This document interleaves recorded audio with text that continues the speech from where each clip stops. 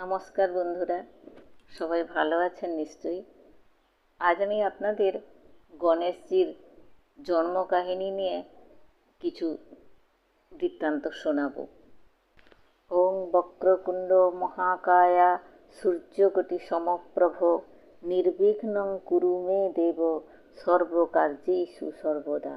শিবপুরাণ অনুসারে একদিন পার্বতী স্নান করতে যাওয়ার সময় নন্দীকে দ্বাররক্ষী হিসেবে রেখে যান। তো সেই সময় শিব দ্বাররক্ষী নন্দীকে তিরস্কার করে স্নানাগারে প্রবেশ করেন। তাতে মহামায়া খুব রেগে যান। তিনি তার দুই সখী জয়া আর বিজয়ার সঙ্গে আলোচনা করে তিনি দ্বাররক্ষী হিসাবে একটি পুতুল তৈরি করেন।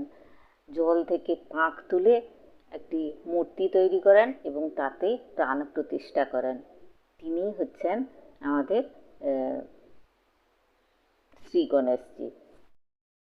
শিব তখন তার অনুচরদের নিয়ে স্নানাগারে প্রবেশ করতে চাইলে গণেশ বাধা দেন এবং গণেশের সঙ্গে প্রচুর যুদ্ধ হয়, তুমুল যুদ্ধ হয়। এবং সেই যুদ্ধে যখন শিব পরাস্ত হয়ে যান, তখন শ্রী বিষ্ণু নারদের সঙ্গে পরামর্শ করে গণেশকে মোহাচ্ছন্ন করেন এবং শিব গণেশের মস্তক ছেদন করেন। এবার গণেশের মস্তক ছেদনের পরেই শ্রী মহামায়া তো একেবারে প্রচণ্ড ক্রোধান্বিত। তিনি বিশ্ব সৃষ্টি ধ্বংস করতে উদ্যত হন। তখন শিব সেই তার অনুচরদের চারদিকে পাঠিয়ে একটি গজের মুণ্ড এনে ওই গণেশের মাথায় স্থাপন করেন। তাই তিনি গজানন। তারপরে দেবী ক্ষান্ত হন। আবার পদ্ম পুরাণে কথিত আছে ঐরাবতের বেশে বনবিহারে যান এবং সেখানে মিলনের ফলে এই গজমুণ্ড গণেশের জন্মলাভ হয়। আবার লিঙ্গ পুরাণ অনুসারে দেবগণ যখন অসুরের হাতে পরাস্ত হন, তখন দেবী মহামায়া তার গাত্র থেকে শ্রী গণেশের জন্ম দেন।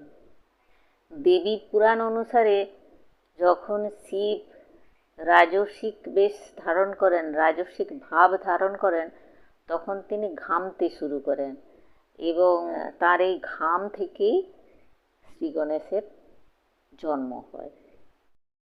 বামন পুরাণ অনুসারে মহামায়া যখন স্নান করেন, তিনি তার গাত্রের ময়লা দিয়ে এই গজাননের জন্ম দেন এবং শিব তাকে সন্তানরূপে গ্রহণ করেন।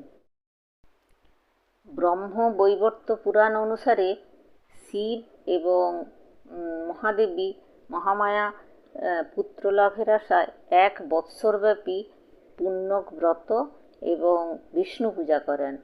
শ্রী বিষ্ণু তাতে সন্তুষ্ট হয়ে মহাদেবীর গর্ভে জন্মগ্রহণ করেন এবং তিনি হলেন গণেশজি। আবার স্কন্দ পুরাণ অনুসারে সিন্ধুক নামে এক দৈত্য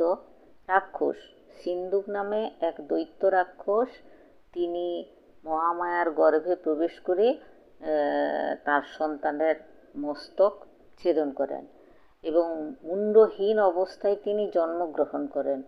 পরে গজাসুর নামে এক দৈত্যের মস্তক সেখানে স্থাপন করা হয়, তাই তিনি গজানন। আমরা জানি গণেশের পুজোয় তুলসীর ব্যবহার হয় না। তো কেন হয় না, তার একটি কাহিনী রয়েছে। গণেশ যখন তপস্যা করেছিলেন, তখন সেই তপস্যারত অবস্থায় তুলসী তাকে বিয়ের প্রস্তাব দেন। তো গণেশ সেই প্রস্তাব ফিরিয়ে দেন। তখন তুলসী অভিশাপ দেন, তুমি তো ব্রহ্মচারী থাকবেই না, তোমার একটা নয় 2টো বিয়ে হবে। তো সেই কারণে গণেশের 2টো স্ত্রী, ঋদ্ধি এবং সিদ্ধি। তো গণেশজিও তুলসীকে অভিশাপ দেন যে তোমার বিয়ে হবে কোনো এক অসুরের সঙ্গে। এই কারণে গণেশ আর তুলসীর বিরোধ তাই গণেশ পুজোতে তুলসীর ব্যবহার আমরা করি না, তুলসীর ব্যবহার হয় না। গণেশ বিঘ্ন নাশকারী, শিল্প বিজ্ঞানের পৃষ্ঠপোষক এবং বুদ্ধি আর জ্ঞানের দেবতা রূপে পূজিত। সেই জন্য যে কোনো কাজ যখন শুরু হয় তার আগে গণেশ পুজো করতে হয়, বা কোনো লেখার আগে শ্রী গণেশায় নমঃ বলে আমরা লিখি।